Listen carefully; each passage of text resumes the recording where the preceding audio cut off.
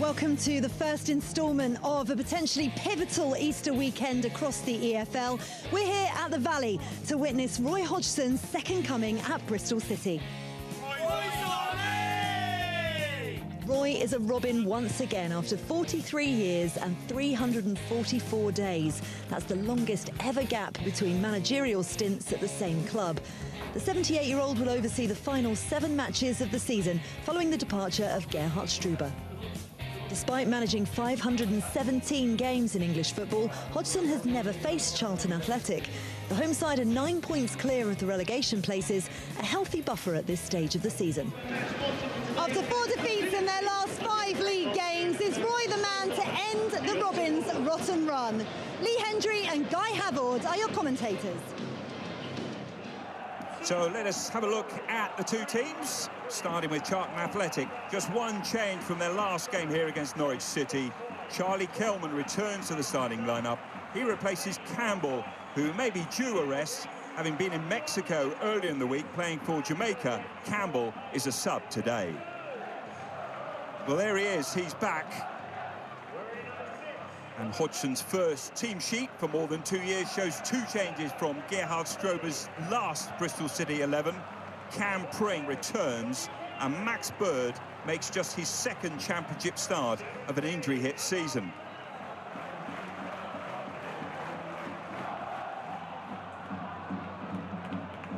Both Bristol City and Charlton virtually safe in this division for another season. Well, they'll want to collect the points to ease any lingering fears of relegation. Here's an opportunity for Riis early on. Well, how has he not converted that?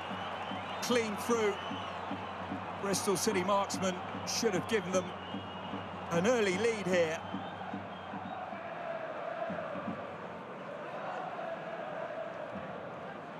McCrorie.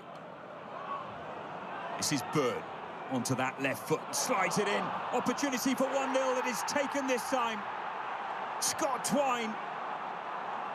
Well, those supporters rewarded after a terrific start under new management.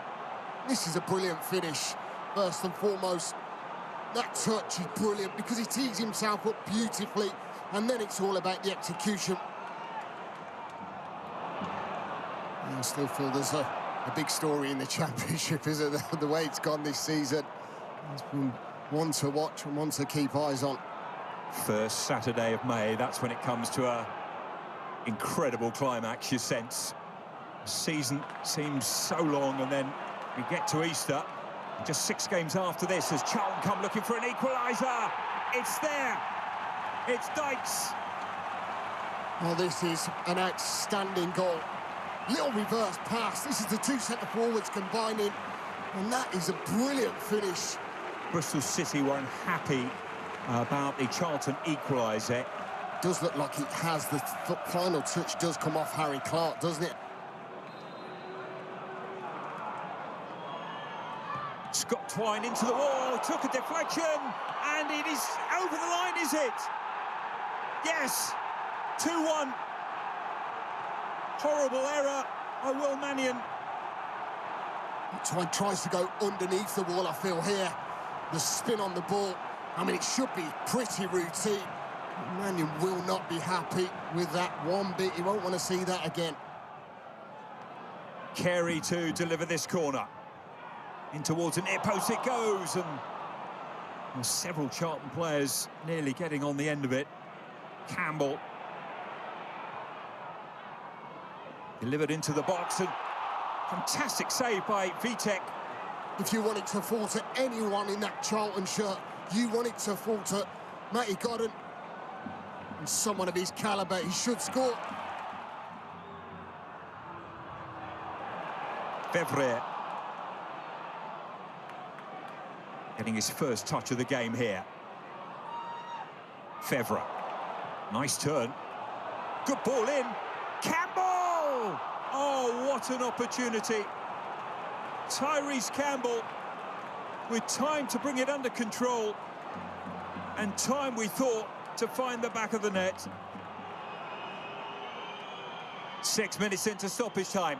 The flick on, and the volley was an emphatic one. But the full-time whistle has gone.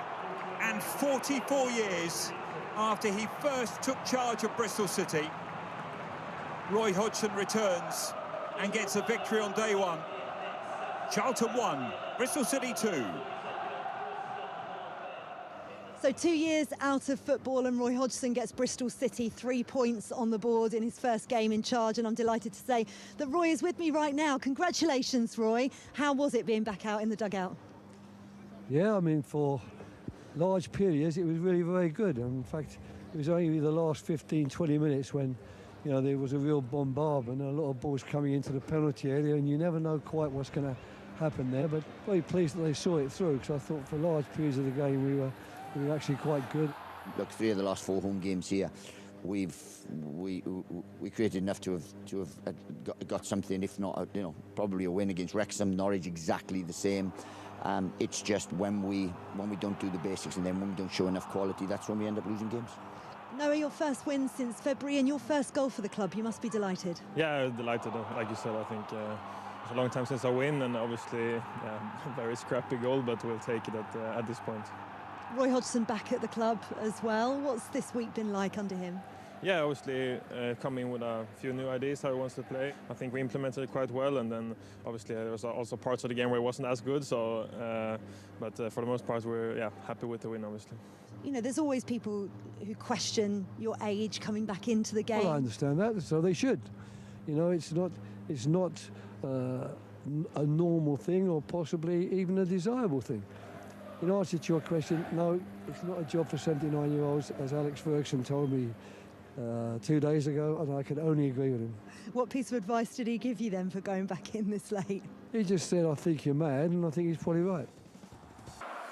Coventry extend their lead to 11 points as they close in on a return to the Premier League. Millwall replaced Middlesbrough in second after winning at the Riverside.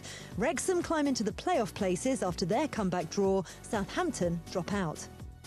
It's as you were at the foot of the table, with Sheffield Wednesday the only team in the bottom 6 to lose. Oxford, Leicester, Portsmouth and West Brom all drew, but it was a great day for Blackburn, who are now 6 points clear of the relegation places after their win at Birmingham.